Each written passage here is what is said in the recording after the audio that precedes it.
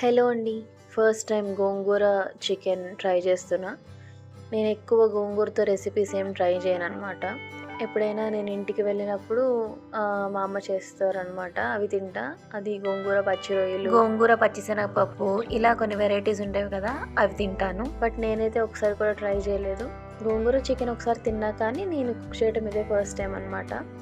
గోంగూరని ఫస్ట్ ఉడకబెట్టి పక్కన పెట్టుకోవాలి. నేను దాంట్లోకి ఏం వేసుకోలేదు. కడాయిలోకి జస్ట్ గోంగూర వేసేస్తే ఆ వాటర్ వచ్చేస్తాయి కదా!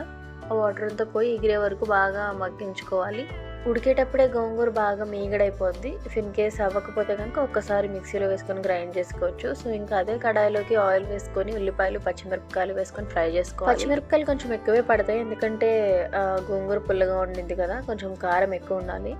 దాంట్లోకి పసుపు, ఉప్పు, అల్లం వెల్లుల్లి పేస్ట్ వేసుకొని పచ్చివాసన పోయిన తర్వాత టొమాటోలు వేసుకొని మగ్గినాక బాగా వాష్ చేసి పెట్టుకున్న చికెన్ వేసుకొని మూత పెట్టేసుకోవాలి. చికెన్లో నుంచి వాటర్ అంతా బయటకు వస్తుంది కదా, అవన్నీ పోయే వరకు ఉడికించుకొని కొబ్బరి, గసగసాల పేస్ట్ వేసుకోవాలి. నేను ఇక్కడ గ్రేవీ కోసం యూజ్ చేసుకుంటున్నాను. ఈ పచ్చి కొబ్బరి పేస్ట్ మీకు కావాలంటే వేసుకోవచ్చు, లేకపోతే లేదు.